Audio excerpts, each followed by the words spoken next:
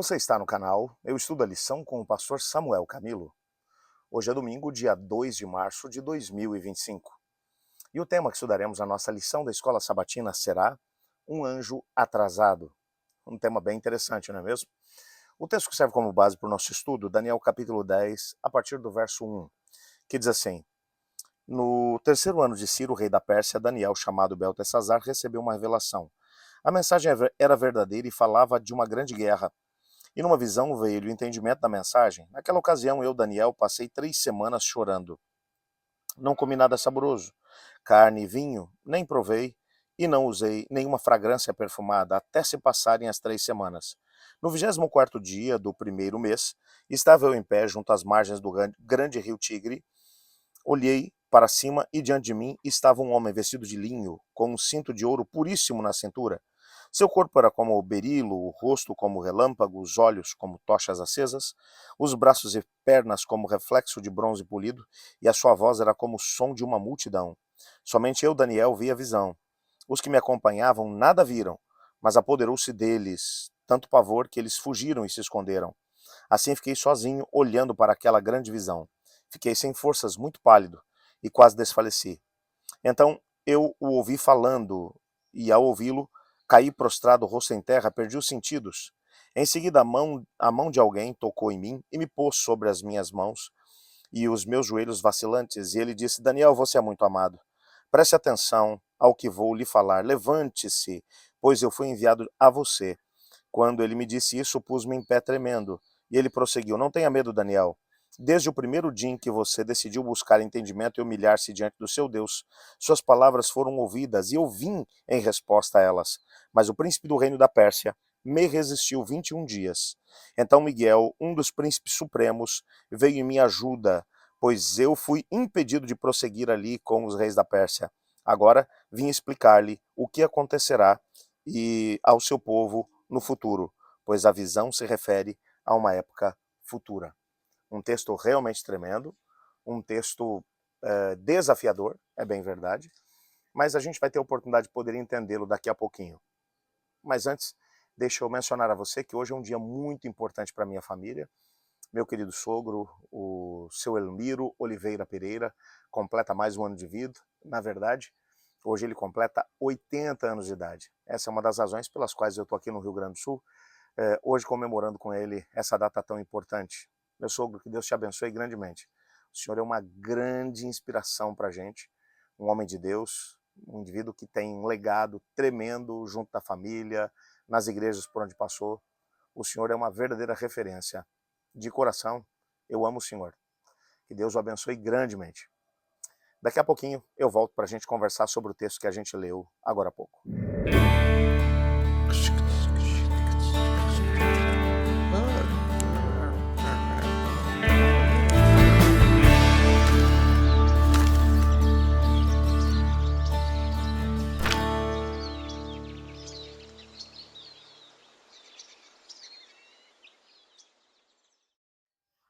Eu não sei se você já gastou alguma vez tempo suficiente em oração e jejum, como o Daniel. Daniel está aqui mencionando que ele, na verdade, orou durante 21 dias, jejuou durante 21 dias, buscando respostas da parte do Senhor. E o fato é que durante esse tempo, parece que tudo que ele obteve da parte do céu foi um silêncio total e completo. Quem é que nunca se sentiu assim? Coloca empenho na oração, na busca, no clamor. E Daniel estava orando por uma causa 100% justa. Daniel entendia que aquele era um tempo de cumprimento de profecias e as coisas não aconteciam. A profecia mencionava de forma muito clara que logo depois da queda da Babilônia viria a coligação dos medos e dos persas e que eles, de alguma forma, fariam com que a promessa de Deus se cumprisse. E a promessa era de que o povo que estava no cativeiro da Babilônia retornaria para Israel, para a Judéia, para reconstruir Jerusalém, para reconstruir o templo. O templo estava em ruínas. O povo de Deus, cada vez mais distante, aculturado à própria Babilônia, ele olhava para aquela situação e isso o angustiava demais. E ele agora começou a orar, clamar, 21 dias, 3 semanas em jejum e oração. E parece que nada acontecia. Mas ele não desistiu. 21 dias depois, aparece o anjo Gabriel e vai dizer a ele que ele é um homem muito amado e que desde o primeiro dia que ele havia decidido no seu coração orar e jejuar, buscar a Deus, que a sua oração tinha sido ouvida, a sua prece tinha sido escutada. E agora ele vai explicar como é que essa oração foi ouvida. Alguma coisa estava acontecendo por detrás dos bastidores, o que fez com que ele, de alguma forma, se atrasasse para poder chegar até onde o Daniel se encontrava. Ele vai mencionar que o príncipe da Pérsia se opôs a ele e houve uma luta tremenda durante esses 21 dias. E que, se não fosse Miguel, o grande príncipe, vir em seu socorro, que cremos nós ser uma figura do Cristo pré-encarnado, ele não teria conseguido acesso no mundo espiritual para vir até Daniel, para trazer a ele a resposta que ele estava buscando. Quando você vai olhar para esse texto, algumas coisas chamam a atenção. Há um texto que vai aparecer aqui no nosso guia de estudos do livro Profetas e Reis, na página 332, onde Ellen White faz um comentário a respeito disso, muito interessante, aliás. Ela vai dizer: durante 3 semanas, Gabriel se empenhou na luta com os poderes das trevas, procurando conter as influências que estavam agindo sobre a mente de Ciro. Tudo o que o céu podia fazer em favor do povo de Deus foi feito. A vitória foi finalmente ganha. As forças do inimigo foram contidas durante toda a vida de Ciro e também do seu filho Cambises. Porque se isso não acontecesse, se a influência que os anjos do mal estavam tendo sobre Ciro o Grande e algum tempo depois sobre Cambises, o seu filho, pode ter a plena certeza de que o povo de Judá teria sido completamente destruído. Qual era o propósito de Satanás no meio daquela situação? Literalmente, ou destruir o povo de Judá, ou fazer com que eles se aculturassem tanto na Babilônia que quisessem ficar ali e não retornar para reconstruir o templo, bem como a cidade. E as profecias que haviam sido feitas a respeito da chegada do Messias não se cumpriria, porque ele nasceria em Belém da Judéia, ele entraria de forma triunfal na cidade de Jerusalém, tudo isso tinha sido previsto. Como é que a profecia se cumpriria se os judeus não retornassem do cativeiro, não fossem para a região da Judéia? E você percebe nitidamente, ela não está dizendo aqui que as forças espirituais do mal estavam agindo de forma intensa sobre o Ciro o Grande e também sobre Cambises, para que a influência exercida pelas forças espirituais do mal impedisse que o plano de Deus acontecesse na vida de Ciro. Aliás, quando você vai olhar para a Bíblia, você vai perceber que o próprio Isaías, séculos antes, já havia mencionado o nome de Ciro. É tanto que eu tenho a plena certeza de que na conversa que Daniel com certeza teve com Ciro o Grande, ele deve ter mencionado: a gente está esperando por você há pelo menos 200 anos.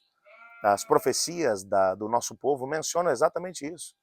Pelo menos 200 anos. Consegue imaginar isso? O que o texto está mencionando para a gente é que essa luta ela foi uma luta de dimensões cósmicas. Não somos capazes de poder entender como foi que essa luta foi travada. Sabemos que havia algo de dimensões inimagináveis acontecendo e que as forças espirituais do mal nas regiões celestes estavam agindo. Aí você percebe nitidamente o anjo Gabriel atrasado durante 3 semanas. Ele literalmente está atrasado durante 3 semanas. E o que estava acontecendo por detrás dos bastidores? O que estava acontecendo é que essas forças espirituais do mal nas regiões celestes estavam agindo de uma tal forma na vida de Ciro o Grande, que aquilo que era o plano de Deus, que já havia sido profetizado pelo menos 200 anos antes daquele momento, de que ele seria o indivíduo que assinaria o decreto que permitiria ao povo retornar para a Judéia, reconstruir Jerusalém e ao mesmo tempo o templo, isso não aconteceria. Agora, as forças espirituais do bem, o anjo Gabriel, entre outros, eles entram nessa batalha de alguma forma. Nós não sabemos se essas forças espirituais do mal impediram que o anjo Gabriel chegasse até Daniel, ou se de alguma forma ele acabou sendo comissionado para participar dessa luta de alguma forma, mas uma coisa é fato, havia uma luta de dimensões cósmicas acontecendo por detrás dos bastidores na dimensão espiritual. E por causa dessa luta, o que estava tendo lugar era a resposta de Deus não chegava para o Daniel. Aí você encontra o Daniel vivendo essa experiência, essa história.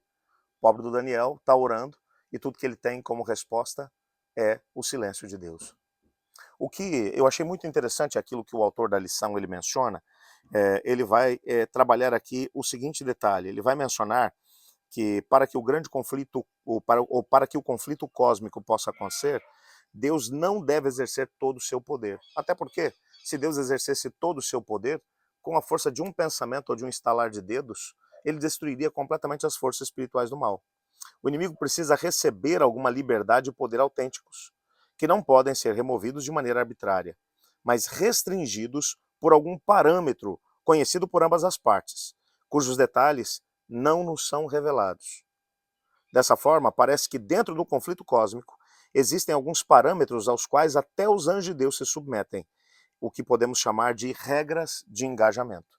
Ou seja, existem regras no contexto dessa batalha, até para que ela pudesse ser real e que houvesse espaço também para que as forças espirituais do mal pudessem trabalhar, regras que o Senhor estabeleceu, porque é Ele quem conduz toda a história da humanidade. O inimigo, quando começou o grande conflito no céu, nós vimos isso na lição da semana passada, ele começou e ele achou que ia ter o controle total sobre a humanidade. Ele não teve. Deus estabeleceu parâmetros, limites. Esses limites, de alguma forma, acabam restringindo até mesmo as forças espirituais do bem. É claro, por isso, quando oramos, nós temos a oportunidade de poder abrir portas para que os anjos de Deus trabalhem, que eles não poderiam fazer se a gente não orasse. Talvez seja exatamente a isso que Ellen White estava se referindo quando ela mencionou que existem algumas coisas que só podem acontecer, que Deus somente fará em resposta à oração da fé. Portanto, quando oramos, nós abrimos portas no meio desse grande conflito por causa dos parâmetros que foram estabelecidos no meio dessa grande luta. O fato é que um anjo se atrasou 21 dias envolvido no meio dessa grande crise. É bem provável que quando essa cortina que separa o mundo visível do invisível, quando ela for removida, nós realmente teremos grandes surpresas ao perceber o que aconteceu ou o que deixou de acontecer no mundo espiritual por causa das nossas orações ou pela ausência delas. Por isso, o que nós sabemos, isso sim sabemos, é que quando oramos, quando buscamos a Deus, quando jejuamos, nós abrimos portas para que as forças espirituais do bem possam agir. No caso de Daniel, demorou 21 dias, mas o anjo Gabriel chegou com a resposta que ele estava buscando, e foram boas notícias. Quem sabe a resposta que você está buscando na sua vida, meu querido amigo, ela vai vir. Não desista, não desanime. Você não sabe o que está acontecendo por detrás dos bastidores. Não sabe até que ponto as forças espirituais do mal estão agindo. E como, através da oração, da busca e da ligação com Deus, você vai abrir portas para que Deus possa trabalhar na tua vida. Ore comigo. Obrigado, Senhor, por tua palavra, por sabermos que o Senhor nos ama e que existe um grande conflito acontecendo entre as forças do bem e do mal. Ajuda-nos a permanecer firmes em Ti, pois é em nome de Jesus que oramos. Amém. Antes de podermos nos despedir, não se esqueça, se você não é compartilhado no nosso canal do YouTube, Eu Estudo a Lição com o pastor Samuel Camilo, mesmo que você esteja assistindo por outra plataforma digital, dá uma chegada lá no canal, se inscreve, deixa ali o joinha, o like, e ao mesmo tempo deixa ali o seu comentário, coloca ali o seu pedido de oração que a gente vai estar orando uns pelos outros. Isso é um recado que a gente manda para o YouTube, dizendo que esse conteúdo é relevante, que deve chegar a mais pessoas. Que Deus te abençoe. Até amanhã. Afinal de contas, eu estudo a lição. E você?